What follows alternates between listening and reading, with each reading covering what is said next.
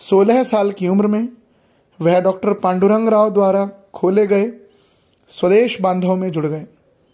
वे यहाँ पर अपने परम मित्र भाऊजी कावरे के साथ मिलकर गोपनीय शाखा में क्रांतिकारी कार्यों में योगदान देते थे तथा साथ में स्वदेश बांधव संगठन द्वारा खोले गए आर्य बांधव विभिका के माध्यम से साबुन, बर्तन, कागज, लिफाफे आदि वस्तुओं की बिक्री तथा स्वदेशी का व्यवहार करने के लिए प्रचार का काम करते थे।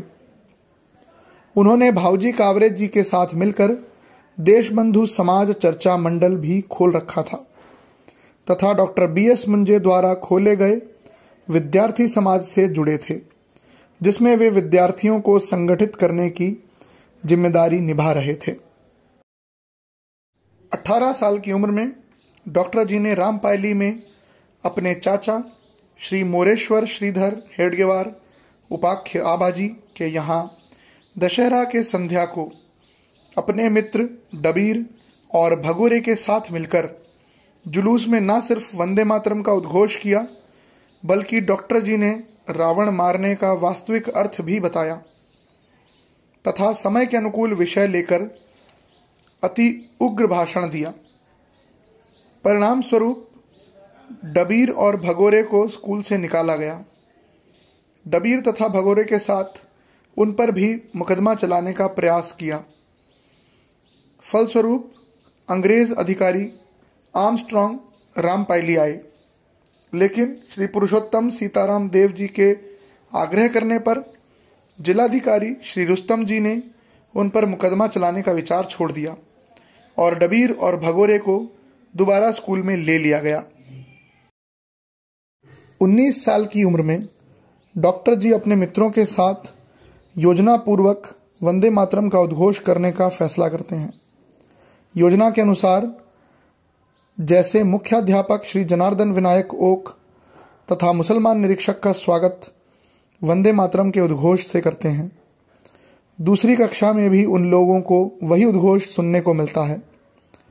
मुख्याध्यापक और निरीक्षक बाकी निरीक्षण छोड़ तमतमाते हुए बाहर चले जाते हैं, लेकिन योजनाकारों का नाम नहीं बताने पर, स्कूल में नहीं आने देने पर सभी विद्यार्थी वंदे मातरम का गगनभेदी उद्घोष कर निकल जाते हैं।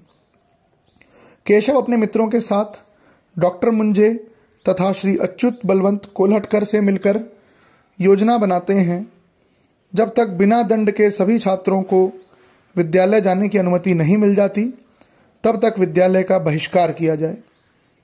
विद्यालय कार्यवाह सर विपिन कृष्ण बोस के समझाने पर भी बात नहीं बनती है, लेकिन समय के साथ प्राध्यापक श्री जनार्दन पाल जी स्कूल के कुछ विद्यार्थियों के साथ मिलकर सभी बच्चों द्वारा की गई गलती का जवाब सिर्फ गर्दन हिलाकर हाँ करने पर सभी को स्कूल में वापस ले लेते हैं।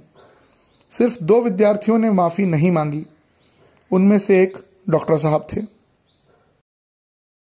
20 साल की उम्र में और स्कूल से निकाले जाने के बाद डॉक्टर जी ने यवतमाल में राष्ट्रीय विद्यापीठ बंगाल, जिसके संयोजक अरविंद घोष, डॉक्टर रासबिहारी घोष, सुरेंद्रनाथ बंदोपाध्याय थे, इसी राष्ट्रीय विद्यापीठ के अंतर्गत यवतमाल में तपस्वी बाबा साहब परांजपे जी ने विद्यागृह की स्थापना की थी। विद्यागृह के मुख्याध्यापक श्री दत्तात्रेय विष्णु आप्टे थे। डॉक्टर जी यहाँ पर आगे की पढ़ाई के लिए प्रवेश लेने आए, लेकिन अंग्रेज सरकार की कुदृष्टि के कारण अप्रैल 1909 में इसको बंद कर दिया गया। श्री दत्तोपंत आप्टे और श्री हरिभाऊ के सलाह पर डॉक्टर जी ने 2 महीने के लिए पूना जाने का निर्णय किया। उसके बाद जुलाई में अमरावती में आकर परीक्षा दी। 1 दिसंबर 1909 में the National Council of Education Bengal के डॉक्टर रासबिहारी घोष के हस्ताक्षर वाला हाई स्कूल का प्रमाण पत्र मिला। 20 से 26 साल के बीच में सबसे पहले डॉक्टर जी ने कलकत्ता में MSc MBB के लिए प्रस्थान किया। डॉक्टर जी का जाने का उद्देश्य शिक्षा की अपेक्षा क्रांतिकारी पुलिन बिहारी दास के हाथ के नीचे एवं संगठन करने के लिए भेजा था।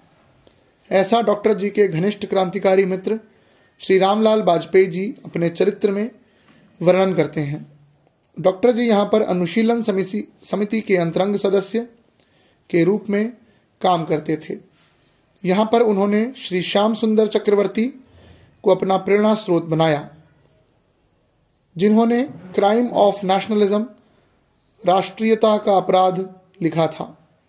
अत्यंत दारिद्र्य होने के बाद भी वे हंसते हंसते जीवन में कर्मयोग का आचरण करते थे। यहाँ पर वीर सावरकर के छोटे भाई श्री नारायण राव सावरकर, त्रैलोक्य चक्रवर्ती, श्री नलिनी किशोर गुहा आदि के साथ अनुशीलन समिति में काम करने का मौका मिला।